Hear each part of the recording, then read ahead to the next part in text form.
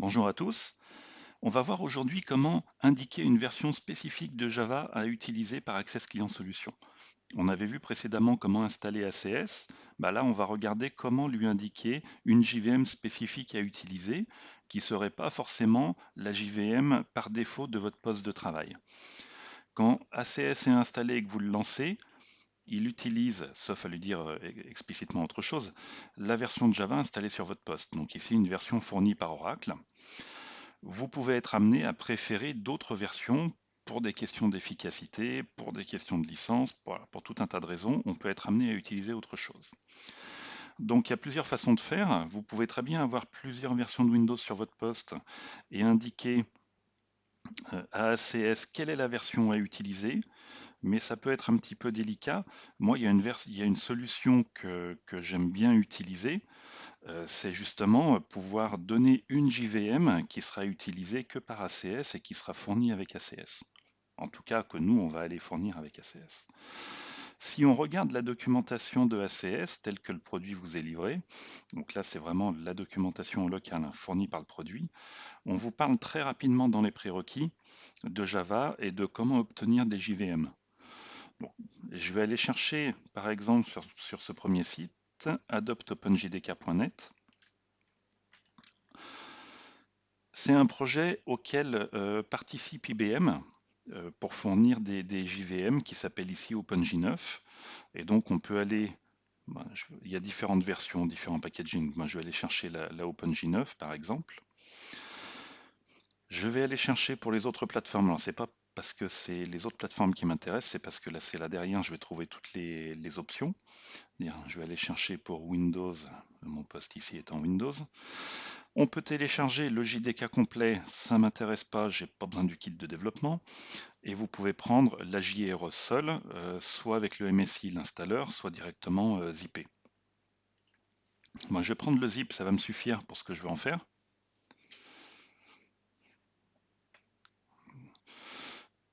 Hop, on va le laisser télécharger. Voilà.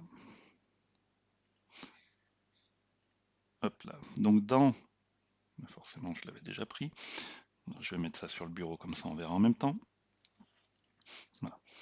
Donc dans ce zip, j'ai une JRE, donc uniquement l'environnement d'exécution Java, qui contient ses binaires, sa conf, etc. Et je veux que cette JRE soit la JRE qui soit prise en compte par ACS. Donc aujourd'hui, j'ai un moyen simple de faire ça. Je vais regarder par où est lancé ACS. Je vais cliquer sur le raccourci que ACS m'a créé en le mettant sur le bureau.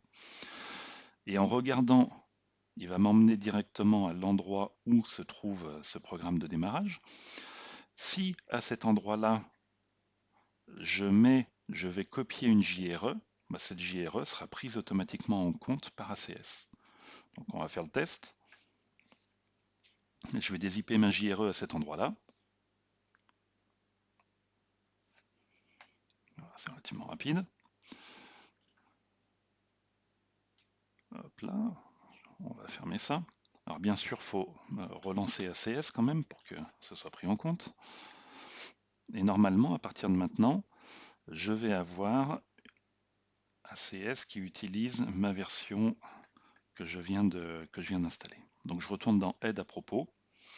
Cette fois, on voit bien, il utilise la JVM Adopt OpenJDK qu'on a mis à tel endroit, qui est une JVM 64 bits, etc., etc.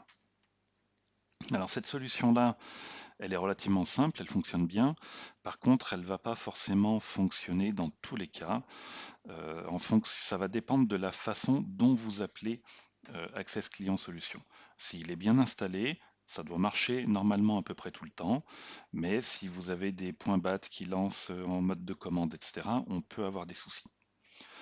Il y a une autre solution qui permet de demander, je vais peut-être l'enlever déjà pour commencer, j'aurais pas dû fermer ça, je vais aller enlever ce que j'ai fait, c'est-à-dire je vais enlever la JVM que j'ai rajoutée ici, parfait. On a une autre solution qui consiste à réinstaller ACS, en fait à faire une mise à jour de l'installation de ACS, en ayant préparé à l'avance le fait de mettre cette JVM dans l'image d'installation. Donc ici, j'ai mon répertoire dans lequel j'avais des IP ACS avec la version depuis laquelle j'ai installé. Et je vais faire la même chose, mais pas, pardon, je ne suis pas au bon endroit. Start Programs Windows 64.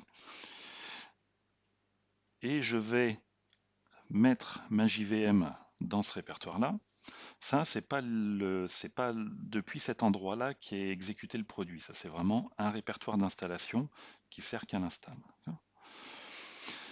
Et donc, si je reviens dans ACS et que je lui demande de se réinstaller sur mon poste, cette fois, alors il ne devrait pas me poser beaucoup de questions parce qu'il était déjà installé, il va reprendre sa configuration d'origine. Par contre, il va me déployer avec la JVM. Et là, on aura bien tous les enregistrements dans la base de registres, les raccourcis vers les types de fichiers, toutes ces infos-là qui vont être gérées comme il faut pour que ACS se lance systématiquement avec la bonne JVM. Donc on va attendre quelques instants qu'il ait terminé. Voilà, l'installation c'est terminé. Et si je relance ACS,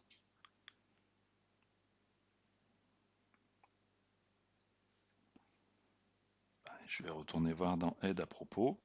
Cette fois, il a bien utilisé la JVM qui était fournie, c'est que la JVM que je lui ai fournie dans l'image, lui, il a été la copier dans le vrai répertoire dans lequel il va copier le produit ACS pour l'exécution. Donc je trouve ça intéressant parce que ça vous permet surtout de packager une image par défaut pour que tout le monde puisse faire une installation cohérente en utilisant la même version de ACS, la même version de la JVM et de pouvoir déployer ça assez facilement.